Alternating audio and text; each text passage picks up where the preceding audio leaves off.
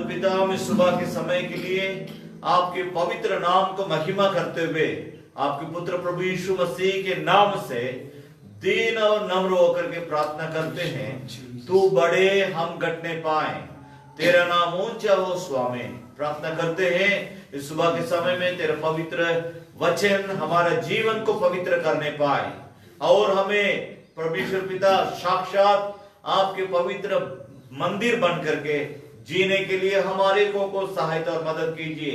यहाँ वचन को सुनने वाले और विभिन्न जगह से परमेश्वर पिता तेरे वचन को सुनने वाले और परमेश्वर पिता आने वाले दिन में तेरे वचन को जब कभी लोग तेरे वचन को सुनेंगे, उनके अंदर मैं एक पवित्र मंदिर हूँ, इस विचार को उत्पन्न कीजिए। पवित्रता के साथ परमेश्वर पिता स्वाभिमान होकर आपकी महिमा, आपकी दंडवत करने के लिए हर एक व्यक्ति के जीवन में तो कार्य कर। पवित्र आत्मा तो हमारे बीच में कार्य कर। धन्यवाद के साथ सारी इज्जत और महिमा तुझे देते हुए प्रार्थना प्रभु यीशु मसीह के नाम से मांगते हैं, सुन और ग्रहण कर ले पिता। आमीन आमीन।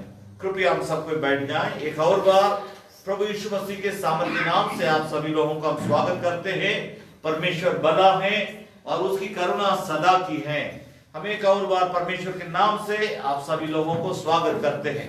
परमेश्वर हमारे जीवन में लगातार कार्य करते आ रहा है, उसके लिए मैं परमेश्वर को धन्यवाद देना चाहता हूं। इस सुबह के समय में लगातार हम एक मुद्दा के आधार पर परमेश्वर के वचन को अध्ययन करते आ रहे हैं। उस मुद्दा को मैं पहले आपको याद दिलाना चाहता हूं। पहले हफ्ता में मैंने प्रचार करते समय में प्रभु का वचन को आपके सामने इस मुद्दा के आधार पर लेके आया कि तुम परमेश्वर के मंदिर हो। जब हम परमेश्वर के मंदिर हैं, उसके लिए वचन पहला कुरिन्थियों की पत्री उसकी 3 अध्याय 16, 17, 18 पद को हमने आपके सामने रखा।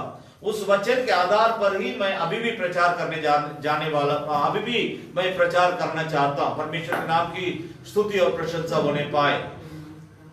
एक हम परमेश्वर के मंदिर हैं, पहले इस बात को हम समझे कि तुम परमेश्वर के मंदिर हो। बाइबल धर्मशास्त्र स्पष्ट तौर से बतलाती है कि हम सब कोई परमेश्वर के मंदिर हैं। यहाँ बैठे हुए सब कोई हम परमेश्वर के मंदिर है।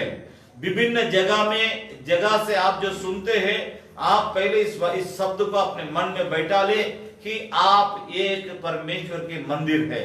जब हम परमेश्वर के मंदिर होते हैं, इसके बारे में एक हफ्ता पूरा मैं परमेश्वर कैसे कैसे मंदिर को बनाया और उस वचन के अनुसार कहा जाए कि तुम परमेश्वर के मंदिर हो, कि यदि कोई तुम्हारे अंदर परमेश्वर का आत्मा वास करता है, यदि कोई इस मंदिर को नाश करेगा, अर्थात इस जिंदगी को नाश करेगा, इस जीवन को नाश करेगा, उसको परमेश्वर नाश करेगा करके हमने पहला कुरिन्थियों 3 अध्याय 16, 17, 18 पद में हम आपको बारंबार पढ़ करके सुनाए। आज भी हम एक बार जरूर सुनेंगे, लेकिन उससे पहले मैं आपको एक बात को याद दिलाना चाहता हूं। पहला हफ्ता मैंने कहा था तुम परमेश्वर के मंदिर हो। परमेश्वर भी कहता है, बाइबल धर्मशास्त्र भी हमें सिखलाती है कि हम सब कोई परमेश्वर के मंदिर है। नंबर 1।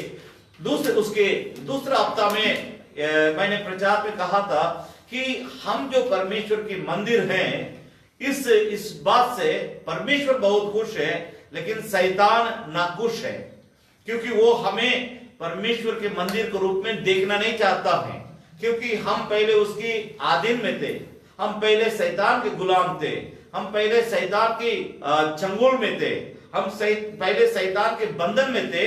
उस समय परमेश्वर का आत्मा हमारे अंदर नहीं था। इस बात को समझने की कोशिश कीजिए। जब उसके बंधन से, जब प्रभु यीशु मसीह के नाम से, उसकी बलिदान के द्वारा, उसकी लहू बहने के द्वारा, उसके वचन के द्वारा और परमेश्वर की पवित्र आत्मा के द्वारा जब हमने छुटकारा पाया, जब पवित्र आत्मा के द्वारा हमने आजादी को पाया प्रभु यीशु के नाम में, तो परमेश्वर के नाम की स्तुति, उसके बाद हमारे अंदर परमेश्वर की आत्मा वास करने लगा।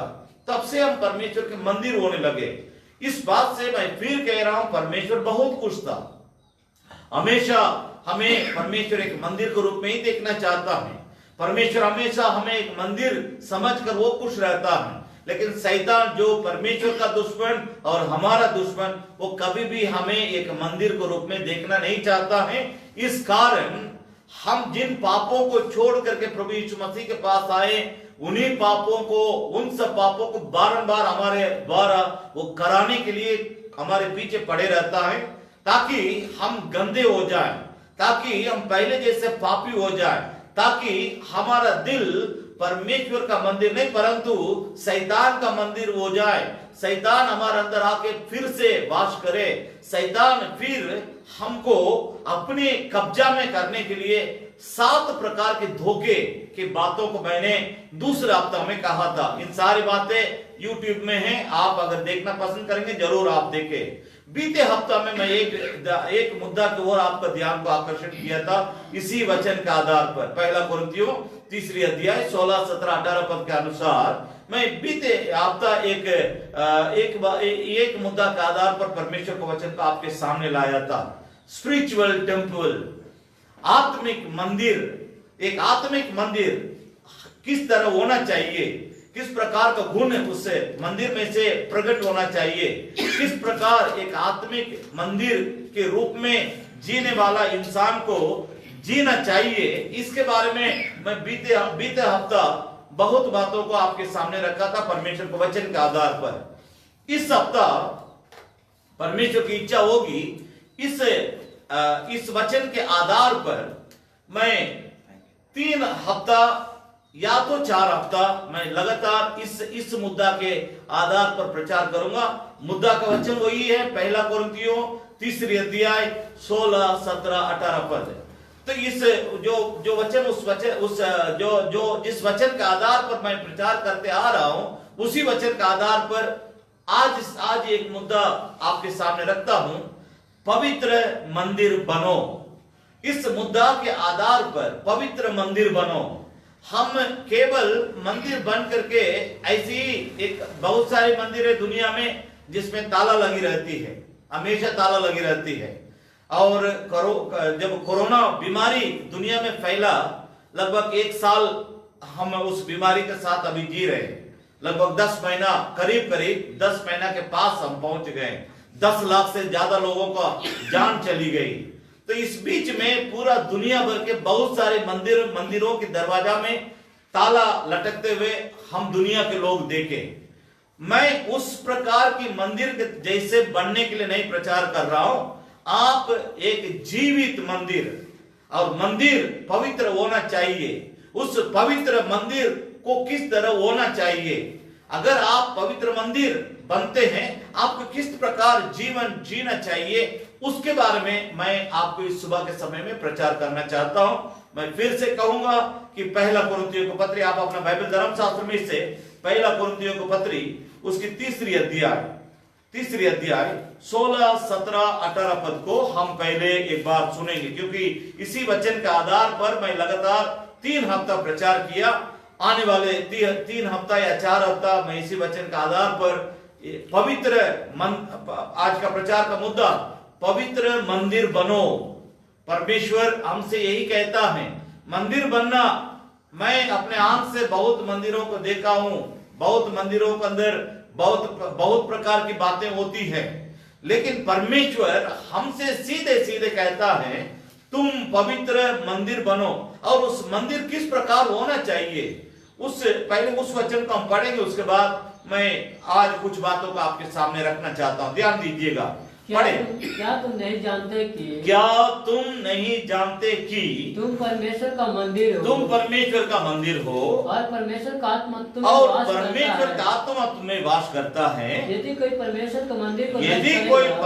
का मंदिर को नाश करेगा तो परमेश्वर उसे नाश करेगा, क्योंकि परमेश्वर का मंदिर पवित्र है और वह तुम हो। कोई अपने को धोखा ना दे।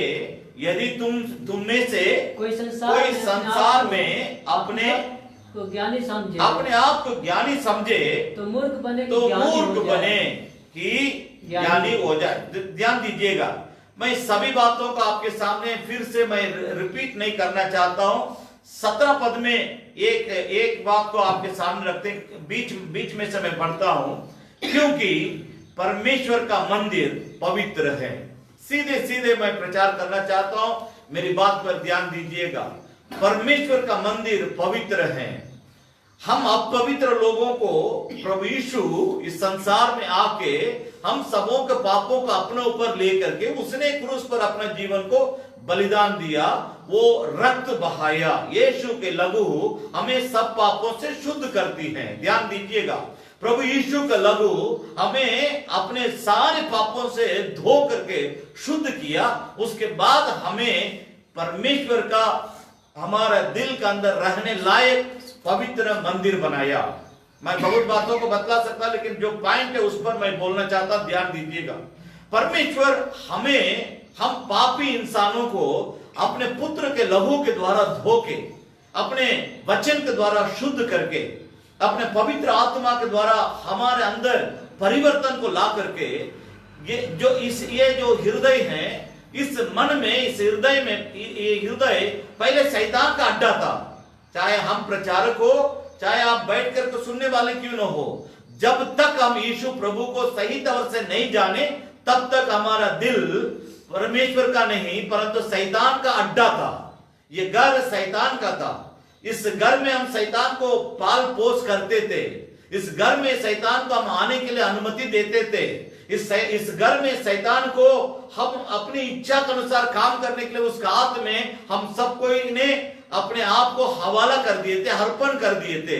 इसका एक ही एक कारण है कि हमने जो परमेश्वर के विरोध में पाप किया, वो पाप हमें इस परमेश्वर के पुत्र के जगह में से, परमेश्वर का संतान के जगह में से हमें नलायक कर दिया, उस जगह से हमें अलग कर दिया। पाप की मजदूरी तो मृत्यु है, परंतु परमेश्वर का वरदान प्रभु यीशु मसीह में अनंत जीवन है। प्रभु यीशु हमने जो परमेश्वर के विरोध में पाप करके परमेश्वर से दूर चला गया था, फिर से उस जगह में ले आके खड़ा किया। उसके चलते हम फिर से परमेश्वर का आत्मा रहने लायक एक मन मंदिर बनने के लिए परमेश्वर ने हम पर मेहरबानी किया, अनुग्रह किया, कृपा किया, दया किया। अब बात यह है कि पवित्र मंदिर हम कैसे बन करके रह सकते हैं, इस बात को पहले समझने की कोशिश कीजिए। मैं इसी पर आज प्रचार करना चाहता हूं। आज का प्रचार का मुद्दा फिर से मैं याद दिला रहा हूं, पवित्र मंदिर बनो। आप एक पवित्र मंदिर बनो। हम हर एक व्यक्ति एक पवित्र मंदिर बनकर के इस संसार में जिएंगे, पाप से लड़ेंगे, पाप से नफरत करेंगे, शैतान की बातों से हम दूर रहेंगे, शैतान की तमाम क्रिया से हम नफरत करके परमेश्वर की स्वभाव, परमेश्वर का प्रेम, परमेश्वर की योग्य, उसकी प्रसन्न योग्य जीवन अगर हम बिताएंगे, तब हम परमेश्वर का एक मंदिर बन करके हम अपने लिए भी आशीष का कारण बनेंगे, हमारा चारों तरफ रहने वाले सबके लिए भी आशीष का कारण बनेंगे। इससे बढ़कर हमें जो मंदिर बनाया है, हम तो पहले पापी थे, हमें जो परमेश्वर अपने पुत्र के लहू के द्वारा, मृत्यु के द्वारा हमें जो पवित्र मंदिर बनाया है, उस परमेश्वर को हम युगान युग तक खुश रख सकते हैं। जब तक हम मरेंगे नहीं, तब तक हम उसको खुश रख सकते हैं। इस बात पर ध्यान दीजिएगा। तो मैं यहां से एक मेन बात पर आपका ध्यान को आकर्षण करना चाहता हूं, पवित्र मंदिर हम कैसे बनते हैं उसके बारे में हम बोलेंगे, लेकिन उसके पहले एक वचन को पढ़ेंगे, रोमियो की पत्री। यहीं से मैं प्रचार करना चाहता हूं। रोमियो की पत्री उसकी 12 अध्याय, रोमियो की पत्री उसकी 12 अध्याय, पहला और दूसरा पद को हम पहले सुनेंगे। इसलिए हे भाइयों, मैं तुमसे परमेश्वर के दया स्मरण दिलाकर, मैं पौलुस जो परमेश्वर का दास, तुमसे परमेश्वर की दया स्मरण दिलाकर विनती करता हूं कि अपने शरीर को जीवित और पवित्र और परमेश्वर को भावता हुआ बलिदान करके चढ़ाओ। यही तुम्हारी आत्मिक सेवा है। यही तुम्हारी आत्मिक सेवा है। इस संसार के सदृश न बनो, इस संसार के सदृश्य न बनो, परंतु तुम्हारे मन के नए हो जाने से तुम्हारा चाल चलन भी बदलता जाए, जिससे तुम परमेश्वर की बलि और भावती और सिद्ध इच्छा इच्छा अनुभव से मालूम करते रहो, परमेश्वर के नाम की स्तुति और प्रशंसा होने पाए। परमेश्वर हमें किस प्रकार अपना मंदिर बनाता है। जब तक हमारा जीवन नहीं बदलेगा, जब तक हमारा सोच नहीं बदलेगा, जब तक हमारा स्वभाव नहीं बदलेगा, जब तक हमारा चाल चलन नहीं बदलेगा, तब तक हमारा शरीर परमेश्वर का रखने लायक योग्य मंदिर, पवित्र मंदिर नहीं बन सकती है। मैं इसी के बारे में आपके सामने बातों को रखना चाहता हूं, थोड़ा सा ध्यान दीजिएगा। यहां पौलुस परमेश्वर का दास रोमी कलीसिया के लोगों से इस बात को रखता है। पहले कोरिन्थी कलीसिया के लोगों से कहता तुम परमेश्वर के मंदिर हो। उसी बात को रोमी कलीसिया के लोगों को भी वो याद दिलाता है, क्योंकि वो शब्द को किस तरह वो इस्तेमाल करता देखिए। इसलिए हे भाइयों, पहला पद को शुरू से पढ़ रहा हूं, हे भाइयों, मैं तुमसे परमेश्वर की दया स्मरण दिलाकर तुमसे विनती करता हूं। मतलब इन लोग इतना परमेश्वर से दूर चले गए, जानते हुए अनजान बन गए। इनको स्मरण दिलाना पड़ता है, इनको याद दिलाना पड़ता है, इनकी पुरानी बातों को समझाना पड़ता है। बारंबार इनको परमेश्वर प्रेम है, परमेश्वर का प्रेम तुम्हारे जीवन में किस प्रकार प्रकट हुआ, तुम क्या था, तुमको कहां से परमेश्वर कहां ले आकर के बैठाया, इस प्रकार की बातों को इनको स्मरण दिलाना पड़ा। मैं एक बात को यहाँ एक हाथ रख ले, एक वचन को पढ़ेंगे, पहला पतरस की पत्री उसकी दूसरी अध्याय। पतरस किस तरह याद दिलाता देखिए। कभी कभी हम अपने जिंदगी को, अपने पुराने बातों को हम भूल जाते हैं। भूल जाने के चलते हम परमेश्वर की जो कृपा, परमेश्वर की दया, परमेश्वर की जो अनुग्रह हमारे जीवन में प्रकट हुई थी, उसको हम भूल जाते हैं। दूसरा कोई परमेश्वर का दास हमें स्मरण दिलाता, याद दिलाना पड़ता है। उतना हम परमेश्वर का अनुग्रह को भूल जाते हैं। कभी कभी जितने हम नीचे रहते हैं उतना हमको परमेश्वर की जरूरत पड़ती है, जितने हम ऊपर आते हैं उतना हम परमेश्वर से दूर चले जाते हैं। आज दुनिया में बहुत सारे परमेश्वर के मानने वाले लोगों के साथ ये समस्या है। मेरी बात को समझने की कोशिश कीजिए। जैसे पौलुस कोरिन्थी कलीसिया के लोगों को स्मरण दिलाता तुम परमेश्वर के मंदिर हो, इस बात पर थोड़ा सा ध्यान रखना।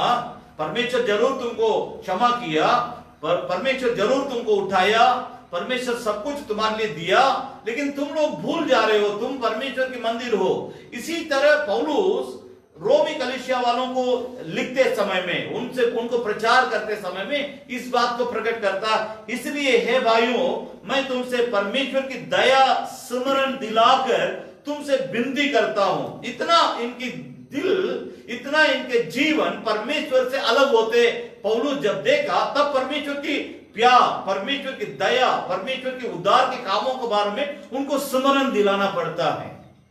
जब दो बात को याद रखना, जो छोटे से छोटे बच्चे होते हैं वो लोग ज्यादा भूल जाते हैं, और जो ज्यादा से ज्यादा बुजुर्ग होते हैं, मरने का हालात में पहुंचते, उन लोग ज्यादा भूल जाते हैं। लेकिन इन दोनों को, जो छोटा बच्चा है, जो आजकल मरने वाले बुजुर्ग है, दोनों को एक ही लेवल में लोग देखते हैं दुनिया में। तो पुरानी बातों का अगर हम भूल जाते हैं, इसका मतलब हम आत्मिक जीवन में हम पुरुष, हम स्त्री या परिपक्व नहीं होते हैं। इसलिए हम परमेश्वर की बातों को भूल जाते हैं। किसी परमेश्वर के दास को हमें याद दिलाना पड़ती है। मेरी बात को समझने की कोशिश कीजिए। पौलुस जिस तरह दो कलीसिया के साथ बातचीत किया, उसी तरह पतरस एक बात को कहता है। थोड़ा सा ध्यान दीजिएगा, पढ़ी उस पहला पतरस की पत्री उसकी दूसरी अध्याय 9 पद को पढ़ेंगे। पहला पतरस की पत्री 10 पद को पढ़ेंगे। पहला पतरस की पत्री उसकी दूसरी अध्याय और उसके 10 पद पढ़ेंगे। तुम पहले तो कुछ भी नहीं थे। देखिए कि किस तरह पतरस लोगों को संबोधित करता है, परमेश्वर की बातों को समझाता है। अरे तुम तो पहले कुछ भी नहीं थे, पर अब परमेश्वर की प्रजा हो। पर तुम अभी परमेश्वर की प्रजा हो। तुम पर दया नहीं हुई थी। तुम पर पहले परमेश्वर की दया नहीं हुई थी, पर अब तुम पर दया हुई। अब परमेश्वर की दया तुम पर हुई है। भाई बहन, मेरी बात को समझने की कोशिश कीजिए। पतरस भी अपने बातों को लोगों को सामने रखते समय में इसी प्रकार रखता है कि भाई बहन, परमेश्वर जो तुम्हारे लिए किया है उस बात को भूलने की कोशिश मत करो, उन बातों से अलग मत हो, उस प्यार से अलग मत हो, उसकी सहायता से, उसकी दया से, उसके अनुग्रह से, उसकी कृपा से, उसकी हर प्रकार की मदद से किस प्रकार हम किया थे। पतरस बहुत अच्छा से लिखता, तुम तो इस का आम तौर से लिखता है, सबके लिए लिखता है, चाहे कितना भी बड़ा सेवक क्यों न हो, कितना भी नया विश्वासी क्यों न हो, चाहे बच्चा है चाहे जवान है, कोई भी है, सबको ऊपर ठीक से ये बात बैठता है, तुम तो पहले कुछ भी नहीं थे। मैं अपने बारे में इस बात को कबूल कर रहा हूं कि मैं कुछ भी नहीं था, मैं अभी भी समझता हूं मैं कुछ भी नहीं हूं, लेकिन इस प्रकार का विचार हमें कितने लोगों का अंदर है। पौलुस कहता है मैं जो हूं परमेश्वर के अनुग्रह से हूं। हालेलुया।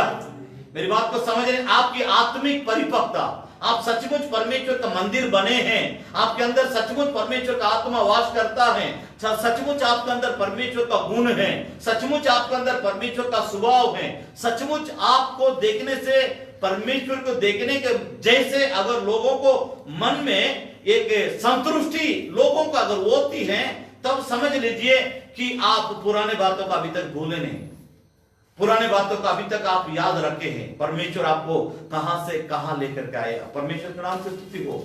दाऊद से पूछिएगा, दाऊद कहता है मैं तो भेड़ बकरियों को चराने वाला था, आपने आपकी जो प्रजा है समस्त इजरायलियों को ऊपर मुझे राजा बना दिया है। कितने लोग हम इस बात को याद करते हैं, कितना हमारे अंदर ग्रेटिट्यूड हार्ट है, धन्यवाद से भरा हुआ दिल हमारे अंदर कितना है। आज इस जरूर हम परमेश्वर के पास हैं, जरूर हम परमेश्वर के साथ हैं, लेकिन वो हमसे क्या देखना चाहता है मालूम है कि हम कितना धन्यवाद के साथ उसके साथ जी रहे हैं, हम कितना उससे पाए हुए बातों के लिए धन्यवादित हैं, कितना हम धन्यवाद धन्यवाद धन्यवाद करके परमेश्वर के सामने रखते हैं। इसलिए पतरस भी इस बात को याद दिलाता है कि पहले तुम कुछ भी नहीं थे, तुम्हारे पास कुछ नहीं था, तुम अपने को एक औरों के साथ तुलना करके नहीं देख सकता था, तुम्हारे लेवल कुछ और था, लेकिन मैंने तुमको इतना लेवल में लेकर आया कि तो तुमको मैं अपने सिंहासन के दाहिने ओर अपने साथ बैठाने लायक तुमको मैंने खड़ा किया। इसलिए इस बात को परमेश्वर के दास लोग याद दिलाते हैं कि चाहे पौलुस हो, चाहे पतरस हो, चाहे अन्य कोई दास को क्यों न हो, कोई याद दिलाता है प्रभु भला है, प्रभु अनुग्रहकारी हैं, प्रभु दयालु हैं, प्रभु हमारे लिए सब कुछ किया है, उसको याद दिलाता है। यहाँ पर क्या कहना चाहता है, एक बार और 10 पद को पढ़ेंगे। तुम पहले तो कुछ भी नहीं थे, तुम पहले तो कुछ भी नहीं थे, पर अब परमेश्वर की पर अब तुम परमेश्वर की प्रजा हो। तुम पर दया नहीं हुई, तुम पर पहले दया नहीं हुई थी, पर अब तुम पर दया पर हुई। अब तुम पर परमेश्वर की दया हुई है। परमेश्वर के नाम के हम कितने धन्य हैं। इसलिए यहाँ पौलुस रोमी कलीसिया वालों को याद दिलाता है, आप लोग अपने शरीर को जीवित और पवित्र और परमेश्वर की भावता हुआ बलिदान करके चढ़ाओ। हम दान देते हैं परमेश्वर के लिए, अच्छी बात है, लेकिन परमेश्वर हम जो दान देते हैं उससे ज्यादा हमको मांगता है, हम हरेकों को मांगता है। बहुत लोग क्या करते हैं, अपने पैकेट में से कुछ उठा करके डाल देते हैं, उसके बाद जाकर के अपने मन से जीने लगते हैं। लेकिन परमेश्वर को हमारा धन दौलत से मतलब नहीं है, हमारा असली धन हमारा दिल, जो उसका रहने का स्थान है, वो उसको बहुत चाहता है। इस बात को समझने के लिए परमेश्वर हमारे आंखों को आज आत्मिक आंखों को खोलने पाए। मैं फिर आपको याद दिला रहा हूं कि पवित्र मंदिर बनो। इस मुद्दा के आधार पर मैं कुछ बातों का आपके सामने रखना चाहता हूं। हम अपने जीवन को थोड़ा सा टटोले, जांचें और जांच पड़ताल करें कि कितना हम परमेश्वर का मंदिर बने हैं, कितना हम बनने के लिए और उतौली के साथ आगे बढ़ते हैं आत्मिक जीवन में, कितना हम पीछे हैं, कितना हम आगे हैं, या कहीं एक जगह में आकर के रुक तो नहीं गए, मंदिर बनने की बातों में से कहीं हार तो नहीं मान लिए। इन सारी बातों को मैं आपके सामने रखना चाहता हूं। उसके पहले एक भूमिका कि परमेश्वर किस प्रकार हमें, यहाँ एक बात और भी मैं याद दिलाऊंगा तो और अच्छा रहेगा। 9 पद को पढ़ेंगे, पहला पत्रस की पत्री उसकी दूसरी अध्याय के 9 पद। पर तुम एक चुना हुआ वंश। देखिए परमेश्वर कितना हमारे बारे में आदर सम्मान के साथ अपने दासों को द्वारा बातचीत करता। पहला पत्रस दूसरी अध्याय 9 और 10 पद दोनों के एक साथ पढ़ेंगे। पर तुम एक चुना हुआ वंश पर तुम एक चुना हुआ वंश और राज पदाधिकारी और याजकों का समाज और पवित्र लोग और परमेश्वर की निज प्रजा हो, परमेश्वर की निज प्रजा हो, इसलिए कि जिसने तुम्हें अंधकार में से जिस परमेश्वर ने तुम्हें अंधकार में से अपने अद्भुत ज्योति में बुला के लाया है, उसके गुण उसकी गुण तुम में से प्रकट करो। तुम पहले तो कुछ भी नहीं थे, क्योंकि तुम पहले से कुछ भी नहीं थे, पहले तो तुम कुछ भी नहीं थे, पर अब तुम परमेश्वर का प्रजा हो गए हो। तुम पर दया नहीं हुई, तुम पर पहले दया नहीं हुई थी, पर अब तुम पर दया हुई है, पर अब तुम पर दया हुई है। परमेश्वर के नाम की स्तुति हो। मैं इस वचन के आधार पर कुछ भूमिका को मैं आपके सामने इंट्रोडक्शन, भूमिका को इस बात को समझने के लिए पुराना नियम में निर्गमन की पुस्तक उसकी 19 अध्याय, मूसा के समय में किस प्रकार परमेश्वर लोगों के बारे में बातचीत करता है, अपने बारे में बातचीत करता है, लोगों से क्या उम्मीद रखता था और लोगों में से क्या वो देखना पसंद करता था, इन सारी बातों के लिए एक जवाब पढ़ेंगे। 19 अध्याय निर्गमन की पुस्तक 19 अध्याय 6 पद है। और तुम मेरी दृष्टि में याजकों का राज्य और पवित्र जाति ठहरोगे। जो बातें इजरायलियों से कहनी है वे यही है। दो बात को याद रखिए, पर हम अगर वो पुराना नियम के इजरायली है तो हम नया नियम का आत्मिक इजरायली हैं। वे भी परमेश्वर के लोग थे, हम भी परमेश्वर के लोग हैं। उनके साथ परमेश्वर था, हमारा साथ भी परमेश्वर है। उनके लिए कलीसिया थी, हमारे लिए भी कलीसिया। उनके लिए याजक थे, हमारे लिए भी याजक है। उनके लिए अगुवाई करने के लिए अगुवे थे, हमारे लिए भी अगुवाई करने के लिए अगुवा है। और हमारे लिए भी परमेश्वर का वचन है, उनके लिए भी वचन था।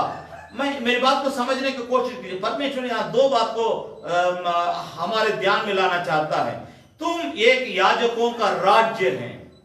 परमेश्वर का दृष्टि में हम कितने बहुमूल्य हैं, इसको समझने की कोशिश कीजिए। याजक की जो सेवकाई है केवल लेवी गोत्र के लोगों को दिया जाता था उन दिनों में, पुराना नियम में। लेकिन परमेश्वर क्या कह रहा, ये काम सबको करने के लिए आमतौर से इस्राएलियों से वो बात करता मूसा के द्वारा, तुम याजकों का राज्य है। ये दूसरा, पवित्र जाति ठहरोगे। परमेश्वर हमें किस तरह देखना चाहता है, किस तरह हम में से परमेश्वर बातों को देखना पसंद करता है, इस बात को अगर हम अच्छी तरह से समझ जाएंगे, कभी भी हम जिन पापों को छोड़ करके आए उन पापों को वो मोड़ के नहीं देखेंगे। क्योंकि मेरे लिए जो परमेश्वर पद दिया है वो पद बहुत बड़ा है। याजकों का समाज है। परमेश्वर अपने लोगों में से किसी एक से नहीं, सब किसी से अपना सेवा लेना चाहता है।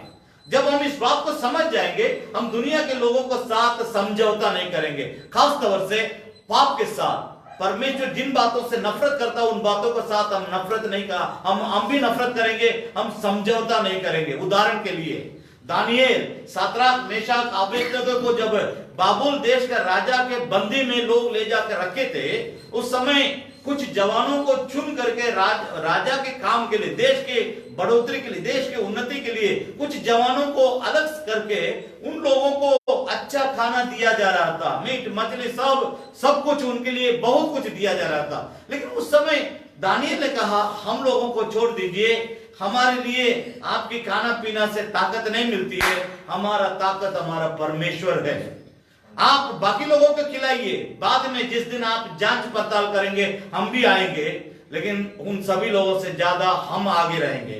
क्यों? हम आपके साथ समझौता करने के लिए तैयार नहीं है। कभी कभी हम इस पद को खो जाने का कारण, यानी याजकों का समाज, पवित्र जाति ठहरोगे करके परमेश्वर जो हमारे बारे में गर्व से कहता है, उस जगह को हम खो जाने के कारण कभी कभी हम संसार के लोग शैतान की बातों में आकर के समझौता करने लगते हैं। उदाहरण के लिए सिमसोन को परमेश्वर अभिषेक किया नासरी के रूप में। प्रभु यीशु के बारे में हम कहते हैं नासरी यीशु, उस प्रकार पुराना नियम में उसको परमेश्वर ने एक अभिषेक के साथ, इतना सामर्थ्य के साथ उसको खड़ा किया था, लेकिन उसके लिए उसके ऊपर कुछ प्रतिबंध लगाई गई थी। बाल नहीं काटना, शादी नहीं करना, औरतों को नहीं छूना, मरा हुआ लाश को नहीं छूना, ये सब उसने किया। जब हम परमेश्वर के बात को काटेंगे तब हमारे लिए रखा हुआ पद को हम खो देंगे। समझौता, जब हम परमेश्वर की बातों को छोड़कर संसारिक बातों के साथ समझौता करेंगे, जरूर हम उस जगह से हट जाएंगे, उस पद को हम खो जाएंगे। तो इसीलिए परमेश्वर यहां याद दिलाना चाहता है, तुम याजकों का राज्य है, एक बहुत बड़ा याजकों का राज्य, एक बहुत बड़ा तुम्हारा जो देश है। बात को समझ लीजिए, इजराइल के बारे में कहा था, तुम्हारा राज्य हल्का हल्का फुल्का राज्य नहीं है, आलतू फालतू राज्य नहीं है। तुम्हारा राज्य परमेश्वर का सेवा करने वाले याजकों का राज्य है। तुम्हारा ये इजराइल, इस बात को समझो, तुम मामूली देशों के लोगों के जैसा नहीं है, तुम मेरे लिए सेवा करने वाले लोग हैं। तुम याजकों का राज्य, तुम्हारा जो साम्राज्य है, तुम्हारा जो एम्परर है, वो मेरे लिए सेवा करना है। लेकिन इन लोगों ने कुछ दिन के बाद इस बात को भूल गया। नीचे लिखा है कि पवित्र जाति ठहरोगे। परमेश्वर तभी हमारे अंदर रह सकता है, तभी हम परमेश्वर का मंदिर बन करके रह सकते हैं, जब तक हम इन बातों को अपने दिल और दिमाग में एकदम कच्चा पेड़ में कांटी ठोकने की जैसे हम ठोक कर रखेंगे, अपने अंदर एकदम समाएंगे, अपने अंदर बसा कर रखेंगे। जब तक हम रखेंगे तब तक हम परमेश्वर के लिए मंदिर बन करके जरूर रहेंगे। एक दो वचनों को इसके साथ मैं जोड़ता हूं। लेवी व्यवस्था, उसके बाद लेवी व्यवस्था, उस पुस्तक में हम 11 अध्याय के हम पढ़ेंगे, उसमें 45 पद को पढ़ेंगे। 11 अध्याय उसका 45 पद। क्योंकि मैं वो यहोवा हूं, क्योंकि मैं वो यहोवा हूं जो तुम्हें मिस्र देश से इसलिए निकाल ले आया हूं कि तुम्हारा परमेश्वर ठहरो। इसलिए तुम पवित्र बनो, क्योंकि मैं पवित्र हूँ। देखिए, मेरी बात को समझने की कोशिश की। इजरायलियों को मिस्र देश एक शैतान का अड्डा, उस अड्डा में से पाप की अड्डा, श्राप की अड्डा, परमेश्वर की विरोध करने वाले लोगों का अड्डा, उसमें से परमेश्वर कहता, तुम इजरायली, तुम्हें मैं क्यों लेकर के आया, तुमको क्यों उस पाप से अलग किया, तुमको क्यों उस अंधकार से अलग किया, तुमको क्यों शैतान से मैं अलग किया, तुमको क्यों मैं छुड़ाया। उसका एक उद्देश्य है, मैं पवित्र परमेश्वर हूं, इसलिए तुम भी अपने हर चाल चलन में पवित्रता को कायम रखो। मंदिर परमेश्वर हमें बनाना जो चाहा, उसका उद्देश्य को हम यहां पढ़ते हैं। पुराना नियम में इजरायलियों को मिस्र देश से जो बाहर छूट निकाल कर ले आया, उसका एक ही कारण है, परमेश्वर उनका अंदर, उनमें, उनके बीच में नहीं, उनके अंदर वास करना चाहता था। आज हमें भी अपने सभी पापों से परमेश्वर जो छुड़ा करके, पापों को क्षमा करके हमें जो परमेश्वर बाहर लेकर के आया, इसका एक ही एक उद्देश्य है, वो हमें अपना पवित्र मंदिर बनाना चाहता है।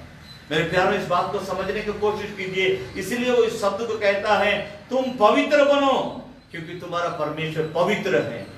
हमें परमेश्वर एक पवित्र मंदिर के रूप में देखने के लिए क्यों चेष्टा रखता है, क्यों विचार करता है? क्योंकि वो पवित्र है। इसलिए जो लोग पवित्र हैं उन्हीं के अंदर वो रह सकता है। जो पवित्र नहीं है, जरूर उनको उनके पाप की क्षमा करने के लिए मदद करता है, लेकिन बिना पवित्रता के हम उसको अपने अंदर नहीं रख सकते हैं। एक और बात को भी इसी में देखेंगे। 19 अध्याय, लेवी व्यवस्था की पुस्तक 19 अध्याय, पहला और दूसरा पद को पढ़ेंगे। परमेश्वर हमें मंदिर बनाने के लिए किस प्रकार विचार रखता है, उसको थोड़ा सा समझे। फिर यहोवा ने मूसा से कहा, इस्राएलियों की सारी मंडली से कह कि तुम पवित्र बने रहो, क्योंकि मैं तुम्हारा परमेश्वर यहोवा पवित्र हूँ। प्यारे भाई बहन, इस बात को समझने की कोशिश कीजिए। पवित्रता के बगैर हम परमेश्वर का साथ नहीं रह सकते हैं। जरूर हम पापी करके हम अपने किए हुए पाप के लिए परमेश्वर से जब माफी मांगते उस समय वो क्षमा करता है, लेकिन अपने अंदर पवित्रता को, परमेश्वर के पवित्रता के जैसे हम अपने अंदर पवित्रता को कायम रखेंगे, तभी वो पवित्र परमेश्वर हमारे अंदर रह सकता, तभी हम मंदिर बन करके परमेश्वर के सामने जी सकते हैं। एक और पद को भी मैं आपके सामने, मैं भूमि का पहले दिखा रहा हूं, उसके बाद कुछ बातों को कह करके मैं आपके लिए प्रार्थना करना चाहता हूं। ध्यान दीजिएगा, पहला इतिहास की पुस्तक उसकी 16 अध्याय, पहला इतिहास उसकी 16 अध्याय।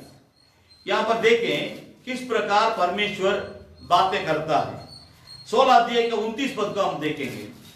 16 अध्याय का 29 पद, यहोवा की महिमा ऐसे मानो जो उसके नाम के योग्य है, भेंट लेकर उसके सम्मुख आओ, पवित्रता से स्वाभायमान होकर यहोवा परमेश्वर को दंडवत करो। परमेश्वर अपने पवित्रता के विषय में किसी के साथ भी समझौता नहीं करता है, एडजस्टमेंट नहीं करता है। वो पवित्र है, इसलिए वो अपने पवित्रता में कायम रहता है। उसके पास अगर कोई भी आना चाहेंगे, वे पवित्र होंगे तब उसके पास आ सकेंगे। यीशु मसीह के लोगों ने क्यों क्रूस पर बलिदान चढ़ाया? क्रूस पर लोगों को क्यों यीशु को पकड़ करके उस क्रूस पर मार डालने का मन था?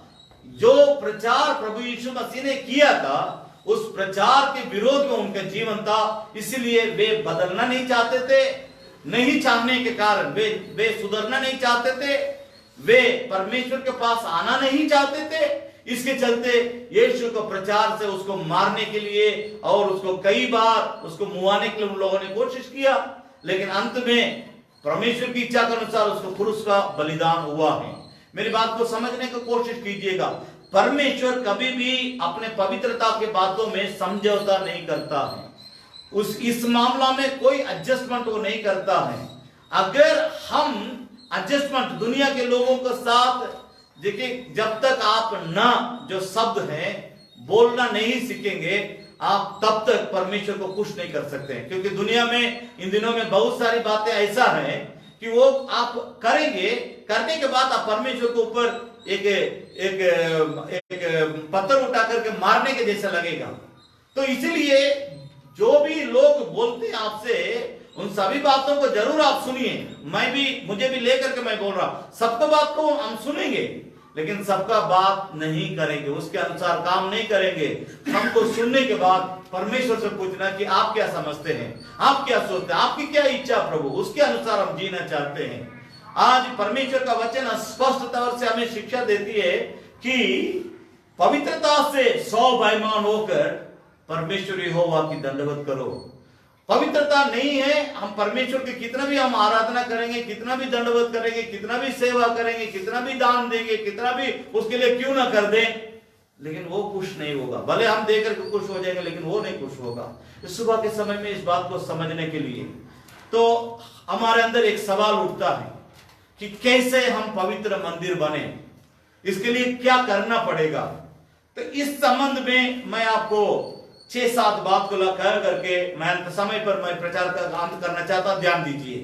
तो इसमें नंबर 1, मैं कई बातों को इस परमेश्वर का मंदिर बनने के लिए कई बातों को मैं आने वाले दिन में आपके सामने रखूंगा, लेकिन नंबर 1 पहला बात को आज मैं बोलना चाहता हूं, ध्यान दीजिए। दूसरा कुरिन्थियों की पत्री उसकी 7 अध्याय, दूसरा कुरिन्थियों उसकी 7 अध्याय, उसमें पहला पद को हम पहले सुनेंगे। दूसरा कुरिन्थियों की पत्री 7 अध्याय पहला पद, अतः हे प्रियो, जबकि ये प्रतिज्ञा हमें मिली है, जबकि ये प्रतिज्ञा हमें मिली है, तो आओ हम अपने आप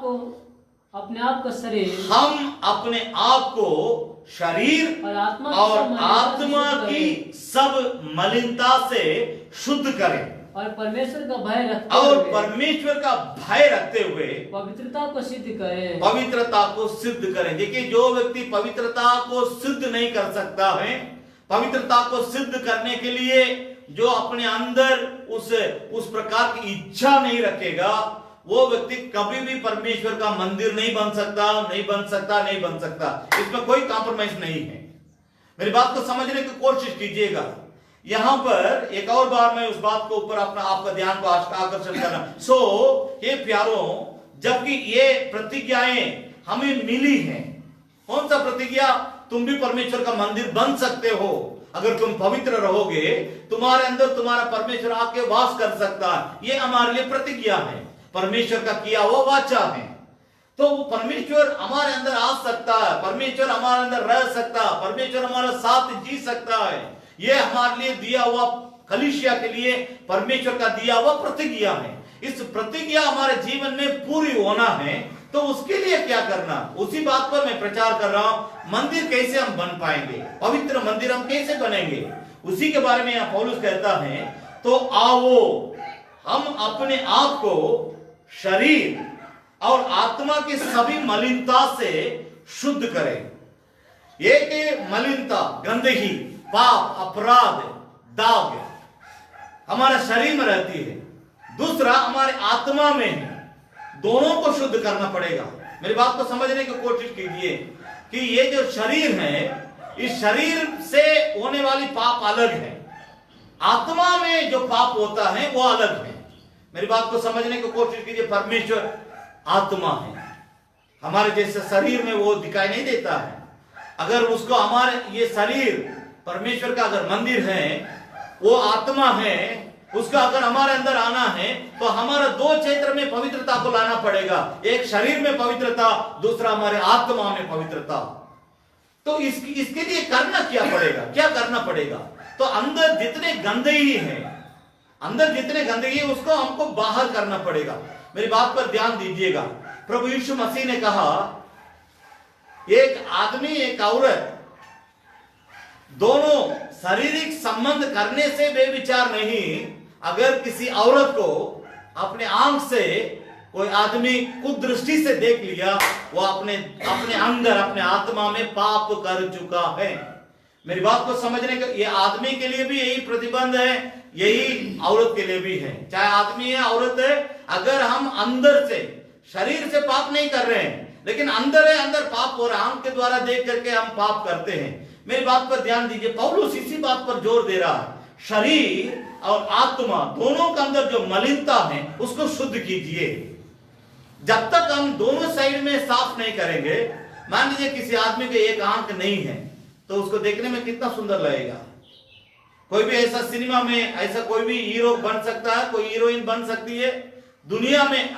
मैं आपसे सीधे ही बोल रहा हूं, आपके बेटा के लिए ऐसा बहू का आप नहीं ला सकते जिसको एक आंख नहीं है। आपके बेटी के लिए ऐसा लड़का आप नहीं देंगे कि जिसको एक आंख नहीं है। तो उसी तरह इस बात को समझ, इतना सीरियस इसको समझिए।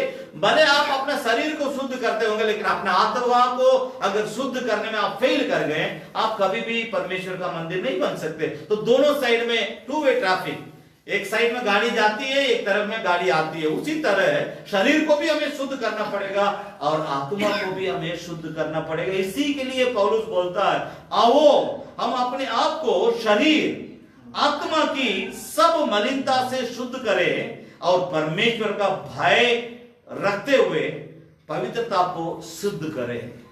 भाई बहन, मेरी बात पर ध्यान दीजिए। बहुत गंभीर बात का आपके सामने हम रख रहे हैं। परमेश्वर हम सभी लोगों को समझने के लिए शक्ति प्रदान करने पाए। मेरी बात पर ध्यान दीजिए। आत्मा और शरीर दोनों को जब तक हम शुद्ध नहीं रखेंगे, एक पर ध्यान है, एक पर ध्यान नहीं है, तो शरीर से अगर हम पाप नहीं करते, लेकिन आत्मा में पाप कर सकते हैं। मेरी बात को समझने की कोशिश कीजिए। तो ऐसा अगर हम करते हैं, हम पवित्र, बाइबल धर्मशास्त्र बतलाती है कि परमेश्वर का भय रखते हुए पवित्रता को जो सिद्ध करना है, उस जगह में हम फेल कर जाएंगे अगर दोनों को ऊपर ध्यान नहीं देंगे। दोनों को ऊपर हमें ध्यान देना है। जैसे शरीर में दो आंख है, जैसे शरीर में दो हाथ हैं, दो कान हैं, दो पैर हैं, ये सब इसी तरह रहने से शरीर शरीर जैसे दिखाई देगा। अगर एक कान नहीं है, एक हाथ नहीं है, एक आंख नहीं है, एक पैर नहीं है, वो शरीर देखने में कैसा लगेगा? जरा इस बात को आप समझने की कोशिश कीजिए। तो हम अपने आत्मा और शरीर के अंदर पवित्रता को लाने के लिए, शुद्ध करने के लिए, मलिनता को, परमेश्वर के विरोध के जितने पाप और गंदगी अंदर जमा है, उसको निकालने के लिए क्या करना पड़ेगा, मैं उसी के बारे में 6 या 7 पद को जल्दी जल्दी बोलूंगा। अब 15 मिनट टाइम है, 15-20 मिनट टाइम है, 20 मिनट के अंदर 7 बात को बतलाता हूं, थोड़ा सा ध्यान दीजिए। नंबर 1, यशायाह भविष्यद्वक्ता की पुस्तक, आत्मा और शरीर को किस प्रकार हम शुद्ध कर सकते हैं, उसके लिए क्या करना पड़ेगा, उसी के बारे में मैं बोल रहा हूं। यशायाह भविष्यद्वक्ता की पुस्तक, उसकी उसकी हम पहला अध्याय और 16 पद को हम पढ़ेंगे। पहला अध्याय का 16 पद किस प्रकार बाइबल धर्मशास्त्र बतलाती है। अपने को धोकर पवित्र करो, मेरी आंखों के सामने से अपने बुरे कामों को दूर करो, भविष्य में बुराई करना छोड़ दो। भाई बहन, परमेश्वर का संदेश साफ है। परमेश्वर इंसान जिस तरह इंसान का जीव पलट पलट के बात करता है, वैसा परमेश्वर कभी नहीं बात करता है, क्योंकि उसको उसके लिए जरूरत भी नहीं है। इंसान किसी मनुष्य को अपने ओर खींचने के लिए जीव पलट पलट के बात करता है, लेकिन परमेश्वर ऐसा नहीं बात करता। क्यों ऐसा नहीं बात करता परमेश्वर? क्यों परमेश्वर सीधे सीधे बात करता है? कभी कभी परमेश्वर के बाद जिस तरह इस वचन को पढ़ते उसी तरह कभी कभी परमेश्वर का बातों को सुनने से तलवार से काटने के जैसे लगता है। और बाइबल धर्मशास्त्र ये भी बतलाती है, इब्रानी 4:12 में लिखा है कि बाइबल धर्मशास्त्र तो परमेश्वर का वचन दोधारी तलवार है, दोनों साइड में काटता है। आप सुनने वालों को भी काटता है, हम इधर से बोलने वाले हम दोनों को काटता है। परमेश्वर वैसे सीधे सीधे क्यों बात करता है? इसका एक ही एक कारण है, दुनिया में जितने इंसान हैं सबका सृष्टिकर्ता वही है, सबका पिता वही है। कोई भी पिता सही बात को अपने बच्चों से छुपाएंगे नहीं। कोई भी पिता जो छड़ी नहीं चलाता है, सुलेमान कहता जो पिता अपने बच्चा के ऊपर छड़ी नहीं चलाता वो पिता कहने योग्य नहीं है, वो पिता कहने लायक नहीं है, क्योंकि वो जानबूझ करके अपने बाल बच्चों को बर्बाद कर रहा। हम देख रहे हैं गलत कर रहा मेरे बच्चा, हम देख रहे हैं वो पाप कर रहा मेरे बच्चा, हम देख रहे हैं वो गलत रास्ता में जा रहा, हम देख रहे हैं वो जाके शैतान के साथ हाथ मिलाने वाला है। तो उस समय में आपको रूप बदलना चाहिए। जैसा परमेश्वर हमसे बात करता उस तरह हमको अपने लोगों से बात करना पड़ेगा। मेरी बात को समझने की कोशिश कीजिए, परमेश्वर किस प्रकार बात करता है, हम कैसे मंदिर बन सकते हैं। उसके लिए प्रभु सीधे सीधे बोलता है, अपने को धोकर पवित्र करो। यीशु को लहू हमें सब पापों से शुद्ध करता है। भाई बहन, आज हम प्रतिदिन इस बात को परमेश्वर के सामने हम रखने के लिए कोशिश करें कि परमेश्वर का पुत्र प्रभु यीशु मसीह का लहू हमें प्रतिदिन शुद्ध करने के लिए तैयार है। क्या आप प्रतिदिन परमेश्वर के पुत्र प्रभु यीशु मसीह के लहू के द्वारा अपने आप को शुद्ध कराते हैं? क्या सवेरे शाम में रात में सोने से पहले या सवेरे उठने के बाद, हे प्रभु दुनिया में बहुत सारे पापों को हम आज देखने जा रहे हैं, दुनिया में हम जाने जा रहे हैं, घर छोड़ के निकलने वाले, हमको सब प्रकार के पापों से शुद्ध कीजिए, अपने लहू से मुझे धोइए, मेरा शरीर को धोइए, मेरे आत्मा को धोइए, मुझे शुद्ध कीजिए, मुझे पवित्र कीजिए करके हम प्रतिदिन प्रार्थना करेंगे, तभी हम इस पे से बच सकते हैं। नंबर 1, इसमें एक बात और है, मेरी आंखों के सामने से अपने बुरी कामों को दूर करो। तो कभी कभी हम सोचते हैं, हम जो बुराई करते हैं, हम जो पाप करते हैं, हम जो अपराध करते हैं, हम जो गुनाह करते हैं, हम जो परमेश्वर के विरोध में जो भी करते हैं, परमेश्वर नहीं देख रहा करके हम सोचते हैं नहीं वो गलत बात है। देखिए ये किस तरह प्रभु कहता है, मेरी नजर के सामने से अपने बुरे कामों को दूर करो। भाई बहन, कभी कभी हम समझ नहीं पाता हम क्या करते हैं। परमेश्वर हमारे ऊपर बहुत ध्यान रखता है। जब तक हम इस बात पर ध्यान नहीं देंगे, हम कैसे अपने आप को पवित्र मंदिर बना पाएंगे। इसमें तीसरी एक बात परमेश्वर कहता है कि भविष्य में बुराई करना छोड़ दो। 3 बात को कहते हैं, एक तुम अपने आप को धोते रहो, शुद्ध करते रहो। दूसरा कि मेरे नजर में जो तुम पाप करते हो उस पाप को छोड़ दो, भविष्य में बुराई करना हमेशा के लिए छोड़ दो। 3 बात को परमेश्वर हमारे सामने रखता है। प्यारे भाई बहन, इस बात को समझने की कोशिश कीजिए कि परमेश्वर का बात बहुत साफ है। वो किसी के साथ पाप की बातों में, पवित्रता की बातों में वो समझौता नहीं करता है। दूसरी बात, यिर्मयाह भविष्यद्वक्ता की पुस्तक उसका 4 अध्याय 14 पद, यिर्मयाह भविष्यद्वक्ता की पुस्तक उसका 4 अध्याय 14 पद, यहां पर यरूशलेम करके शब्द शुरू होती है। ये यरूशलेम एक कलीसिया को दर्शाती है, जरूर देश को दर्शाती है, इजराइल को दर्शाती है, यरूशलेम शहर को दर्शाती है, कलीसिया को भी दर्शाती है। क्या कहना चाहता है परमेश्वर यिर्मयाह के द्वारा? यिर्मयाह 4 अध्याय 14 पद, हे यरूशलेम, अपना हृदय बुराई से धो। कलीसिया से कहता है परमेश्वर, एक देश से परमेश्वर कहता है, एक शहर के लोगों से कहता है, हे यरूशलेम के लोगों, अपना अपना हृदय को बुराई से धो दो। जितने बुराई है उससे अपने हृदय को धो के शुद्ध करो कि तुम्हारा उद्धार हो जाए। तुम कब तक व्यर्थ कल्पनाएं करते रहोगे? भाई मैं मेरी बात को समझने की कोशिश कीजिए। हमको परमेश्वर अपना मंदिर बनाया है, इस मंदिर को हम किस प्रकार रखना है, हमें किस प्रकार इस मंदिर पवित्र जीवन जीना चाहिए, उसके बारे में परमेश्वर हमसे बातचीत करता है। हम कैसे एक पवित्र मंदिर बन सकते हैं, उसके लिए दूसरा जवाब है कि अपना हृदय को बुराई से धो दो, तुम्हारे उद्धार ताकि हो जाए। तुम कब तक व्यर्थ कल्पनाएं करते रहोगे? कुछ लोग ऐसे होते हैं, गलती करेंगे, पाप करेंगे, झूठ बोलेंगे, अपराध करेंगे, लेकिन पूछने से डायरेक्ट इनकार करेंगे। इतना इनकार करेंगे कि उनका कोई सीमा नहीं होगा। ऐसे लोगों को मैं देखा हूं, ऐसे लोगों से मैं वही किया है, लेकिन वो बोलेगा हम नहीं किए। भाई बहन मेरी बात को समझने को, इसका मतलब तुम अपने अंदर का जो पवित्र आत्मा है उसको तुम बाहर कर रहे हो। अंदर शैतान के आत्मा को बुला रहे, इसलिए जानबूझ करके दिल को कठोर करके झूठ बोलने के लिए तुम तैयार हो गया।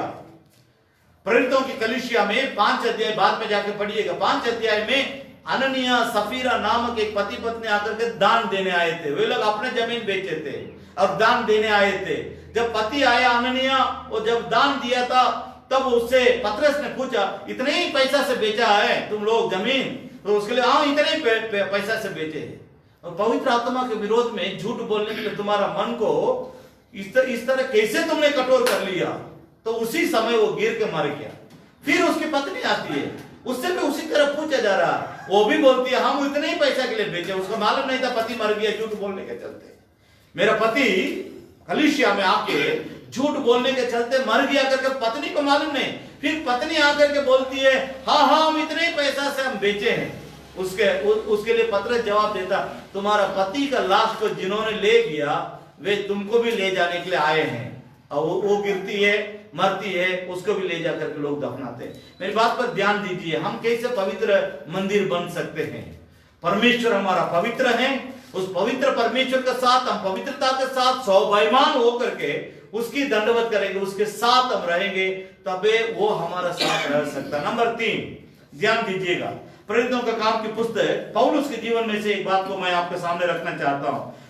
प्रेरितों का काम की पुस्तक उसकी बुक ऑफ एक्ट्स उसके 26 अध्याय, ध्यान दीजिएगा 26 अध्याय के 16 पद को हम पहले पढ़ेंगे। 26 अध्याय उसके 16 पद, परंतु तू उठ अपने पांव पर खड़ा हो, क्योंकि मैंने तुझे इसलिए दर्शन दिया है कि तुझे उन बातों का भी सेवक और गवाह ठहराऊं जो तूने देखी है और उनका भी जिनके लिए मैंने तुझे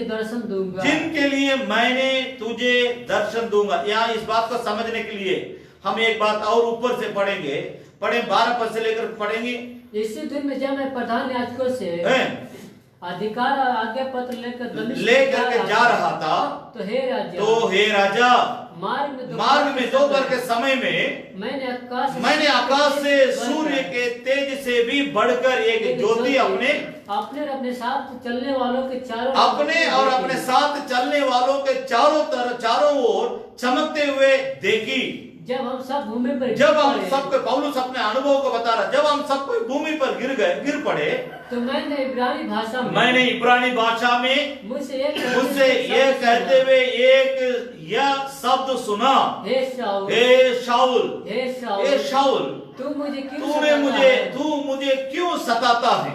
पहले पर लात मारना तेरे लिए कठिन है, कांटों पर लात मारना तुम्हारे लिए कठिन है। मैंने कहा हे प्रभु तू कौन है?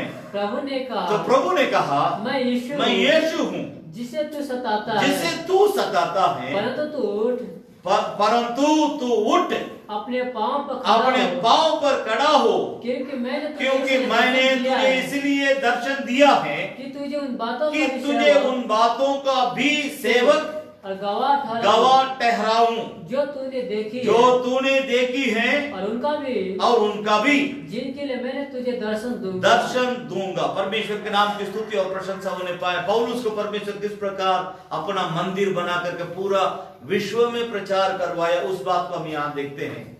आप इन बातों से ज्यादा जानकार है, इसलिए मैं इसके बारे में ज्यादा नहीं बोलना चाहता।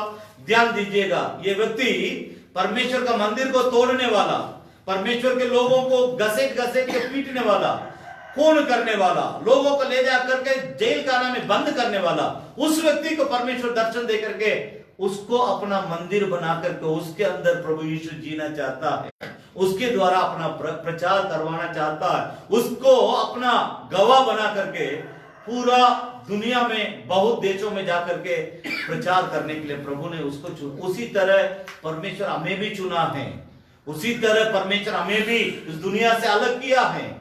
लेकिन हम आज परमेश्वर का मंदिर बने हुए हैं या बनने के लिए ज्यादा धूल के साथ आगे बढ़ते हैं, या हम कहीं पीछे अटक गए, पीछे कहीं रुक गए, स्टैग्नेंट हो गए, कहीं एक जगह में स्थगित हो गए। अपने आप को समझने के लिए कोशिश करें। एक और बात को मैं आपके सामने रखता हूं, नंबर 4 पढ़ेंगे। दूसरा तीमुथियुस की पत्री उसकी दूसरी अध्याय, दूसरा तीमुथियुस उसकी दूसरी अध्याय, पहले 22 पद को पढ़ेंगे, उसके बाद 20 से लेकर 22 तक एक बार पढ़ेंगे। ध्यान दीजिएगा, पहले 22 पद को पढ़ेंगे। जवानी की विलासाओं से भाग, और जो 20 पद को पढ़ेंगे। दूसरा तीमुथियुस दूसरा अध्याय, परमेश्वर के नाम की स्तुति और प्रशंसा होने पाए। दूसरा तीमुथियुस दूसरा अध्याय 20 पद को पढ़ेंगे। बड़े घर में न केवल सोने चांदी, बड़े घर में न केवल सोने चांदी के, पर काठ और मिट्टी के, पर काठ और मिट्टी का भी बर्तन होते हैं। कोई कोई आदर, कोई आदर और कोई अनादर, कोई अनादर के लिए। यदि कोई अपने आप को इनसे शुद्ध करेगा, वह आदर का बर्तन और पवित्र ठहरेगा, और स्वामी के योग्य काम के योग्य बर्तन हो जाएगा, और हर भले काम के लिए तैयार होगा। ध्यान दीजिएगा, बस 20 और 21 पर ध्यान दीजिएगा। यहाँ बाइबल धर्मशास्त्र बतलाते हैं, पौलुस तीमुथियुस से कहता है, तीमुथियुस मैं तो बदमाश था। पौलुस अपने बारे में बता, मैं तो बदमाश था, मैं तो यीशु के नाम को सुनना पसंद नहीं करता था, मैं तो यीशु का नाम लेने वालों को मार मार करके खत्म करता था, मैं तो यीशु का नाम से जहां भी लोग आराधना किया करते थे उस जगह में जाकर के आराधना को रोकता था, आराधना को बंद करता था, आराधनालय को ताला लगा करके मैं एकदम समाप्त कर देता था। लेकिन उस बदमाश, उस परमेश्वर का विरोधी, परमेश्वर का विद्रोह करने वाला, परमेश्वर के दुश्मन के रूप में जो जीने वाला इंसान था, मुझे परमेश्वर बड़ी दया करके अपना मंदिर बनाया, उसके आत्मा मेरे अंदर वास करता। इसलिए हे तीमुथियुस, तुम तो जवान लड़का है, तुम तो बहुत कम उम्र का लड़का है, प्रभु के सेवा के लिए मेरे सहकर्मी बनकर आया। लेकिन एक बात पर ध्यान देना, अभी इस बात को बतला रहे हैं, बड़े घर में न केवल सोने चांदी ही के, पर काठ और मिट्टी के बर्तन भी होते हैं, कोई आदर, कोई अनादर के लिए। यदि कोई अपने आप को इन बातों से शुद्ध करेगा तो वह आदर का बर्तन पवित्र ठहरेगा, स्वामी का काम आएगा, और हर एक भले कामों के लिए तैयार होगा। मेरे प्यारों, इस बात को समझने की कोशिश कीजिए। परमेश्वर हर किसी का अपना मंदिर बनाना चाहता है, लेकिन हम कितना उसके मंदिर बन करके उसको हम अपने अंदर रखते हुए उसको हम ढो के ले जाना चाहते हैं। कई भक्ति के बातों में इस प्रकार की बातों को देख सकते हैं आप, कि कोई इंसान अपना भगवान का अपने सर पर ढो के ले जाता है। लेकिन यहाँ बाइबल धर्मशास्त्र का नियम उल्टा है कि हमारा परमेश्वर हमको ढो के ले जाना चाहता है। परमेश्वर के नाम की स्तुति और प्रशंसा होने पाए, इस कारण वो हमारे अंदर आना चाहता है। हमको परमेश्वर अपने, क्योंकि वो कहता है कि मैं तुमको तुम्हारे हर परिस्थिति में तुम्हारा साथ रहूंगा, संभालूंगा, तुमको मैं ढो के लिए चलूंगा। परमेश्वर हम लोग को ढोना चाहता है। इसलिए वो हमारे अंदर आना चाहता है। इस सुबह के समय में इस बात को समझने की कोशिश कीजिए कि हम परमेश्वर के काम योग्य बर्तन बनने के लिए अपने आप को शुद्धिकरण करना पड़ेगा, अपने आप को शुद्ध करना पड़ेगा, अपने आप को पवित्र करना पड़ेगा, अपने आप को परमेश्वर, जैसे बाइबल बतलाती है, पवित्र ठहरेगा तो वो परमेश्वर का मंदिर बन सकता है, उसके अंदर परमेश्वर आके वास करेगा। एक और बात, याकूब की पत्री 4 अध्याय उसका 8 पद है।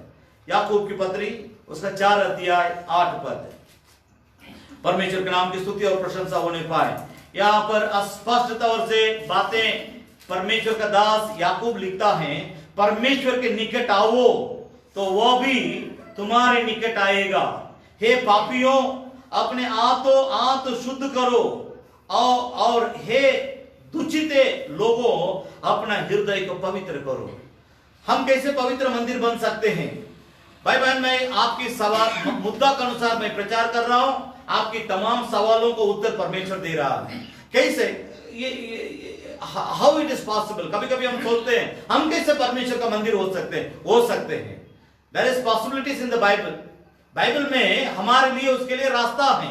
बाइबल धर्मशास्त्र, परमेश्वर की जो शिक्षा है, परमेश्वर के जो वचन है, वो हमें उस दिशा को ओर हमें अगुवाई करती है। हाँ, हम परमेश्वर का मंदिर बन सकते हैं। परमेश्वर का आत्मा हमारे अंदर वास करता। आप पूछेंगे कैसे, तो हम आपको बतला रहे हैं, जवाब दे रहे हैं। 8 पद याकूब की पत्री उसके 4 अध्याय, परमेश्वर के निकट आओ तो वो भी तुम्हारे निकट आएगा। हे पापियों, अपने आत्मों को शुद्ध करो और हे दुचिते लोगों, अपने हृदय को पवित्र करो। दो चित्त, डबल माइंडेड माइंड, जिसके अंदर एक चित्त नहीं है, वो परमेश्वर का मंदिर कभी नहीं बन सकता है। जिसके अंदर 2 चित्त, कभी परमेश्वर के साथ, कभी शैतान के साथ, कभी कलीसिया के साथ, कभी संसार के साथ, कभी प्रभु के साथ, कभी परमेश्वर से दूर, कभी स्वर्ग जाने के बाद, कभी नरक जाने के बाद, कभी परमेश्वर का हाथ पकड़ करके चलते हैं, कभी शैतान का हाथ पकड़ करके चलते हैं, कभी बाइबल लेकर के हम बाइबल की बातों को मानते हैं, कभी हम बाइबल को लेते ही नहीं, परमेश्वर को एकदम दूर करके हम अपने मनमानी जीवन जीना चाहते हैं। इस प्रकार जो लोग होते हैं, उन्हीं के बारे में बाइबल धर्मशास्त्र बतलाते, दे आर डबल माइंडेड। वे 2 चित्ता लोग हैं, उनके अंदर 2 चित्त है, वो दोनों तरफ खींचे जाते हैं। परमेश्वर को भी खुश करेंगे, शैतान को भी खुश करेंगे। वैसा लोग कभी भी परमेश्वर का मंदिर नहीं बन सकते हैं। इसलिए बाइबल धर्मशास्त्र बतलाती है, तुम परमेश्वर के निकट में आओगे, वो तुम्हारे निकट आएगा। हे पापियों, अपने हाथ शुद्ध करो और हे दुचिते लोगों, अपना हृदय को पवित्र करो। भाई बहन, मेरी बात को समझने की कोशिश कीजिए कि हम परमेश्वर का मंदिर बन सकते हैं। परमेश्वर हमारे अंदर आके वास कर सकता है, उसकी आत्मा हमारे अंदर रह सकता है। अब सवाल है कि हम किसके साथ जीना पसंद करते हैं। एक और वचन को भी पढ़ेंगे, 1 यूहन्ना की पत्री उसका 3 अध्याय, 1 यूहन्ना उसकी 3 अध्याय, पहले 3 पद को पढ़ेंगे। 1 यूहन्ना की पत्री उसकी 3 अध्याय 3 पद पहले पढ़ेंगे। जो कोई आशा रखता और है, जो कोई उस पर ये आशा विश्वास रखता है, वो अपने आप को वैसे ही पवित्र करता है जैसा वो पवित्र है। जो कोई परमेश्वर पर इस प्रकार आशा रखता है, इस प्रकार भरोसा रखता है, इस प्रकार विश्वास करता है, किस प्रकार मैं परमेश्वर का मंदिर हूं, मेरे अंदर परमेश्वर आना चाहता है, उसकी आत्मा मेरे अंदर रहना चाहता है, मैं परमेश्वर का जो कोई इस प्रकार की आशा रखता है, जो कोई परमेश्वर के वचन पर इस प्रकार का विश्वास रखता है, जो कोई परमेश्वर पर इस प्रकार की भरोसा रखता है, उनके लिए बाइबल धर्मशास्त्र बतलाती है। क्या बतलाती है? 1, 2 पद को अभी पढ़ेंगे। 1, 2, 3 पद देखो, पिता ने हमसे कैसा प्रेम किया कि हम परमेश्वर की संतान कहलाएं और है भी। इस कारण संसार हमें नहीं जानता, क्योंकि उसने उसे भी नहीं जाना। हे प्रियो, अब हम परमेश्वर की संतान हैं और अभी तक यह प्रकट नहीं हुआ है कि हम क्या कुछ होंगे। इतने जानते हैं कि जब हमारा प्रभु यीशु मसीह प्रकट होगा तो हम उसके समान होंगे, क्योंकि उसकी वैसा ही देखेंगे जैसा वो है। मेरी बात को समझने की कोशिश कीजिए। जिस दिन प्रभु यीशु मसीह आएंगे उस दिन हम उसके समान बदल जाएंगे। उस दिन के पहले जब तक वो दिन नहीं आएगा तब तक लोग हमको, यीशु को हम में से देखें। संदेश साफ है, कोई तरह का कंफ्यूजन नहीं है। जब तक प्रभु यीशु मसीह नहीं आएगा, बाइबल धर्मशास्त्र बताते हैं जब प्रभु यीशु मसीह आएगा तब हम उसके समान बदल जाएंगे। अब वो उस दिन की बात है, लेकिन उसके पहले हमें कुछ करना है। हम क्योंकि परमेश्वर का मंदिर है, तो हम परमेश्वर का मंदिर है, तो हम में से लोगों को प्रभु को देखना है, उसके प्यार को देखना है। गलत है तो गलत है, सही है तो सही है। आप इसमें समझौता करेंगे तो कभी आपके अंदर से, मान लीजिए आपके अंदर 50-50 की आदत है, कभी 50 सही बात के लिए आप खड़ा हो जाएंगे, ये सही है, ये सही है, ये सही है। कभी 50 गलत बातों के लिए आप साथ होकर के बोलेंगे ये सही है, वो गलत है, ये सही है। तो इसका मतलब आप पहले समझ लीजिए, आपके अंदर 50, आपके जीवन में यीशु मसीह आने से पहले 50% आपके अंदर में से लोग शैतान को देखेंगे, क्योंकि उसका काम आपके अंदर से प्रकट हो रहा है। 50 आपके अंदर प्रभु की बातें प्रकट हो रही है। ये आपके लिए खतरा पैदा करेगा। एक तरह मान लीजिए किसी मरीज को एक तरह वेन में, नस में पानी दवा चढ़ा रहे हैं, दूसरा तरफ दूसरा हाथ में अगर जगर पानी में मिला करके जगर चढ़ाएंगे तो आदमी जिएगा या मरेगा, दोनों रहेगा। तो वैसा आपका परिस्थिति हो जाएगी। 50 यीशु के साथ है, 50 शैतान के साथ है, 50 सत्य के साथ है, 50 झूठ के साथ है, 50 बाइबल धर्मशास्त्र के साथ है, 50 शैतान के उपदेश के साथ है, 50 परमेश्वर के पवित्र लोगों के साथ है, 50 संसार के पापियों के साथ। अगर इस प्रकार के जीवन में हम आकर के अटक जाएंगे, हम कभी भी मंदिर नहीं बन सकते हैं। इसमें खतरा क्या है? परमेश्वर का आत्मा भी हमारे शरीर में काम करेगा, शैतान का दुष्ट आत्मा भी हमें अपना काम के लिए इस्तेमाल कर लेगा। यूपी में कहावत है, खुदा भी खुश रहे और शैतान भी हमसे नाराज ना हो, हम दोनों का हाथ पकड़ करके जिएंगे। ये मसीह जीवन नहीं है।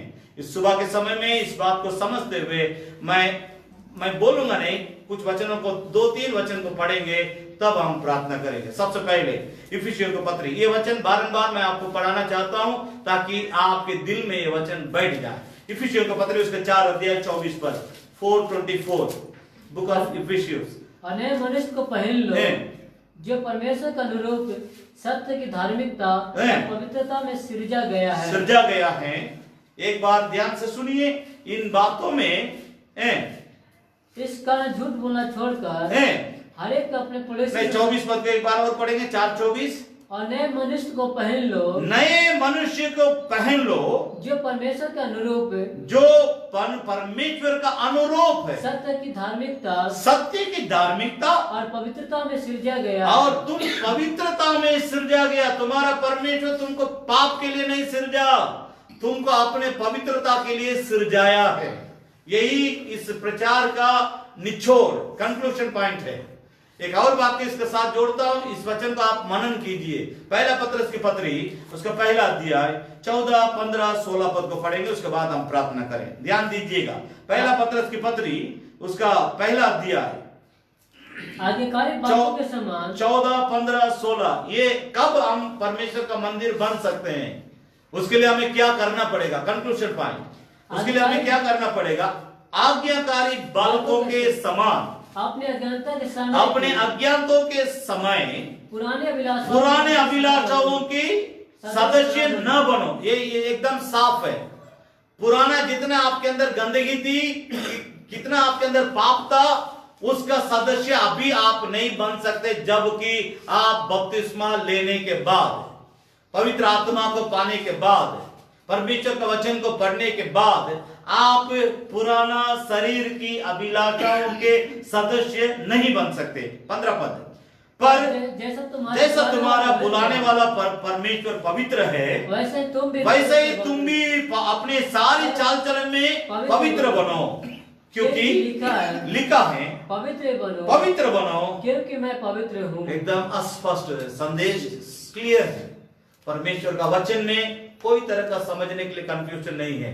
हमको अपने को समझना है, हम किसके साथ है, परमेश्वर के साथ है या हम परमेश्वर के विरोध के कामों में लगे हैं। हम इस बात को बैठ करके ठंडे दिमाग से समझेंगे कि हमारा जीवन, वर्तमान जीवन क्या परमेश्वर का मंदिर बनने लायक है, या बनने के लिए हम उत्साहित होकर के उस पद को पाने के लिए हम उसके ओर दौड़ रहे हैं, या कहीं मंदिर के बाद से हम हट करके कहीं पीछे कहीं रुक गए, बहुत पहले ही इस उपदेश से, इस वचन से कहीं पीछे तो नहीं हट गए। आइए हम अपने आंखों को बंद करें, सुबह के समय में अपने आप को समझने के लिए कोशिश करें कि प्रभु हमें ऐसा हमारी आत्मिक आंखों को खोल दे ताकि हम आपके लिए पवित्र मंदिर बन सके। हमारा शरीर और हमारी आत्मा तेरे लहू के द्वारा धोया जाए, तेरे लहू के द्वारा शुद्ध किया जाए, तेरे वचन के द्वारा शुद्ध किया जाए, तेरे पवित्र आत्मा के द्वारा शुद्ध किया जाए। हम आपकी मंदिर बनना चाहते हैं स्वामी, ना कि बुराइयों का अड्डा, ना कि पाप के अड्डा, ना कि आपकी नफरत की बातों को अपने अंदर रखना चाहते हैं, ना कि हम शैतान की मंदिर बन करके जीना चाहते हैं स्वामी, हम आपके मंदिर बन करके जीना चाहते हैं। ऐसा कहने वाले केवल अपने जगह में खड़े हो जाए। हम आपके लिए प्रार्थना करना चाहते हैं। परमेश्वर से हम कहने जा रहे, प्रभु मुझे आपकी पवित्र मंदिर बना दे ताकि आप मेरे अंदर रह सके, मैं आपके साथ रह सकूं, आप मेरे साथ रह सके। हम ऐसा जीवन जीना चाहते हैं। दयालु जीवित महान पिता परमेश्वर, इस सुबह के समय के लिए हम आपको धन्यवाद करते हैं।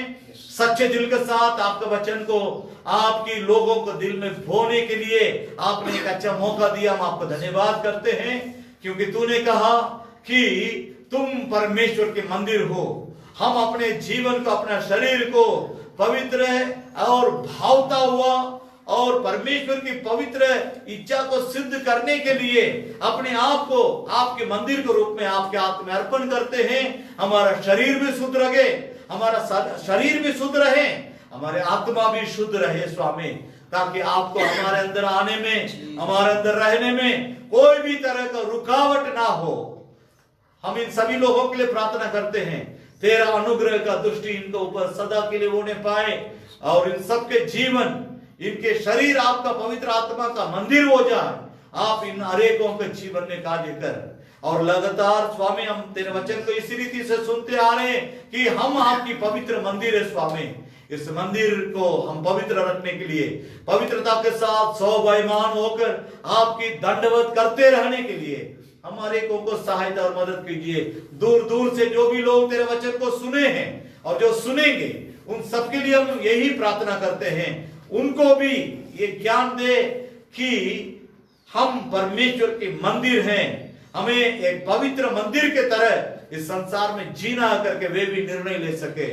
धन्यवाद करते हैं आज की आराधना के लिए, आपके आशीर्वाद के लिए, आपकी उपस्थिति के लिए, आपके पवित्र जीवित वचन के लिए जो हमें आपके साथ जोड़ दिया प्रभु, जो हमें आपके नजदीक में लाया है।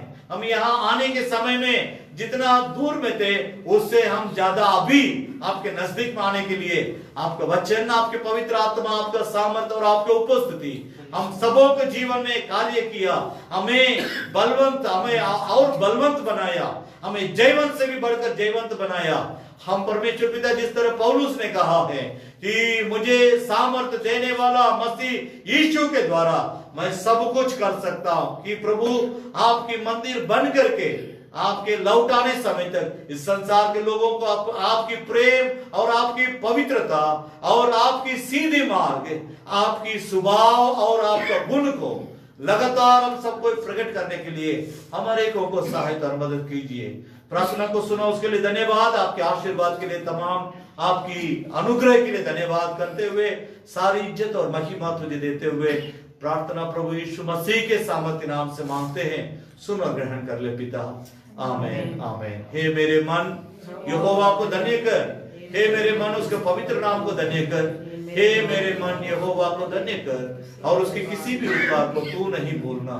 आमेन। अब हमारा पिता परमेश्वर का प्रेम, प्रभु यीशु मसीह का अनुग्रह, पवित्र आत्मा की संगति और उसकी सहभागिता हमारे प्रभु यीशु मसीह के लौट आने समय तक हम सबों के साथ बने रहने पाए। आमेन आमेन आमेन। प्रभु आप सबों का आशीर्वाद दे। सब किसी को जय मसीह की, जय मसीह की, जय मसीह की।